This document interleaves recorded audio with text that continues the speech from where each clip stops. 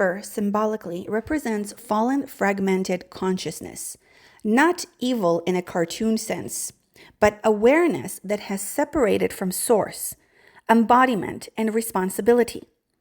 It is light that believes it knows without being rooted in humility, integration, or truth lived in the body. This is what many traditions describe as false light, clarity without compassion, morality without self-reflection, ideals without accountability.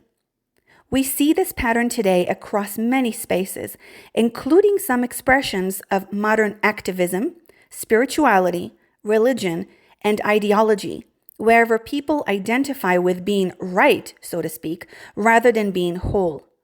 When consciousness is unintegrated, it tends to externalize shadow, shame others, and justify aggression in the name of righteousness. True light, by contrast, is embodied, humble, and capable of holding complexity and, above all, truth, the pure truth. The danger is not any specific group or of people, but this archetypal pattern itself, a human tendency that emerges whenever awareness disconnects from responsibility and lived embodied truth. And to understand how this false light takes form in the human psyche, we have to talk about polarity. The masculine and the feminine are known in all ancient cultures as these two polarities that create life. They are batteries, so to speak, for all of creation. When humanity falls either too much into one polarity, or especially into a distorted version of that polarity, it becomes a false light expression. The feminine energy is creation itself. It's all life. And the masculine is the force that directs, contains, and also in this human form protects this life in this realm. So those who are on a true spiritual path and in a real light, not the false light, will want both of these polarities to live in harmony. And that is what I call and what I teach about the inner sacred union.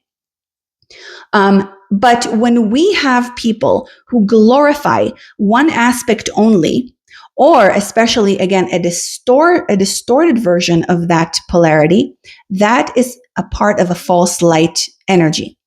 And it creates a rip, and it is dangerous to the psyche of that person and also for us as a society. We cannot neglect either the feminine or the masculine energy. But the thing is, we must understand and relearn what they truly are. Even the spiritual teachers of modern times have distorted this knowledge to fit modern narrative and to become more digestible. But again, it is dangerous for our evolution. And this distortion is not theoretical, okay? When I say this, and I've been speaking about this for years, you can see it clearly in the world right now, and it's worse than ever. For example, the woke identity, let's talk about the woke, shall we, is a distorted shadow of the extreme feminine. I will explain. They are also always in a victim mentality and emotional chaos with zero logic or even connection. The divine feminine is the opposite. She is emotional mastery and she is power itself. So she can never be in a victim mindset, because when you know you are power itself, victimhood does not even resonate with you. The main reason that we see this in so many humans today is because they lack the order and the direction of the divine masculine energy. They have zero inner union.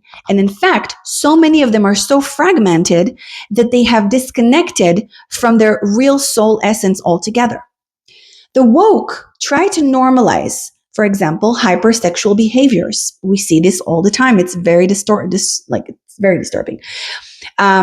They try to normalize distorted sexuality, unhealthy sexuality, even trauma. They actually try to normalize trauma and to put it on a pedestal in so many ways. And victimhood. Victimhood is big in the woke community. And they use also inversion magic, although not consciously, 99.9% of the time, because they don't even know what inversion magic is most of the time. So through the reversion of words, meanings, and symbols, that's what they do. So you see, we don't have to use black magic or white magic. We don't have to know what it is.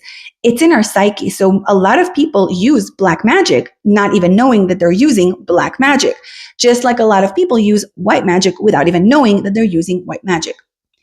The divine masculine not only offers discipline, but willpower that arises from one's true spirit and not from the false light. And once this fragmentation in a psyche sets in, the psychological consequences are very, very easy to see.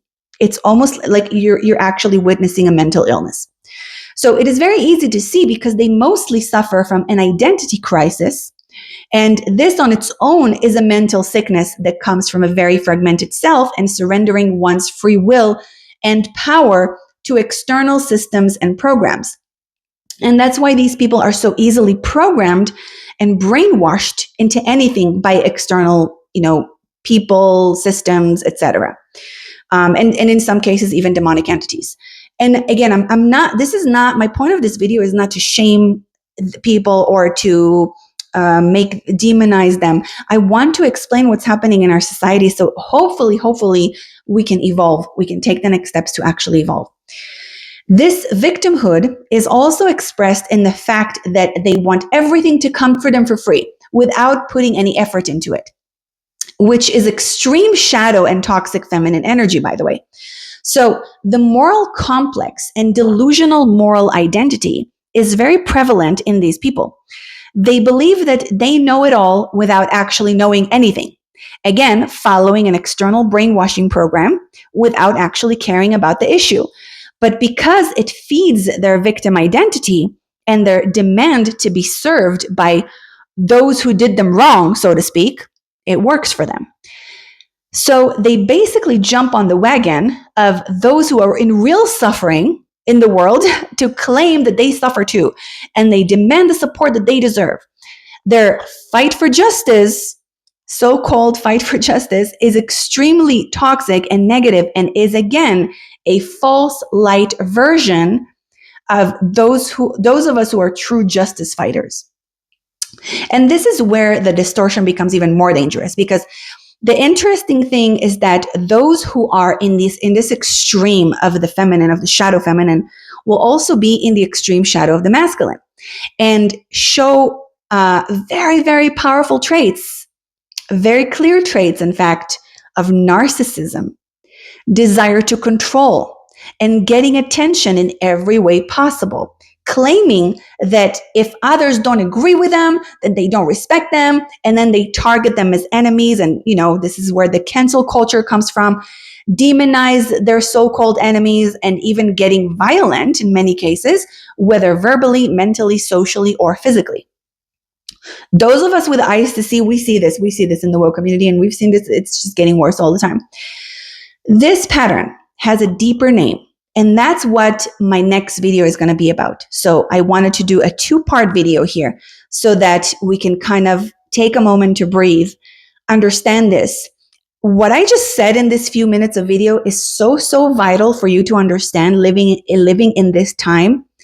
And I wish that maybe some of you listen to this again and find the ways that you can see this in your reality externally, but as well, and this is the tough part, internally.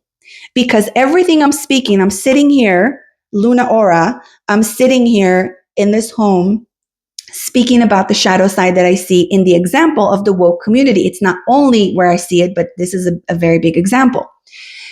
And if I am doing the real work, I have to be in integrity enough to ask myself, where do I see that inside myself? Where are these aspects of the shadow feminine are also still kind of resonating inside me?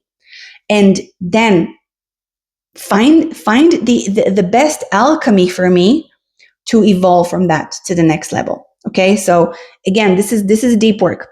I love you so much. Thank you for listening. Thank you for being here. And I am a servant of the Mother. I am a priestess of the temple, and I pray for the awakening of all men and women on planet Earth. Thank you so much. Please subscribe, like, and share so I can continue making these videos and share the work of the temple.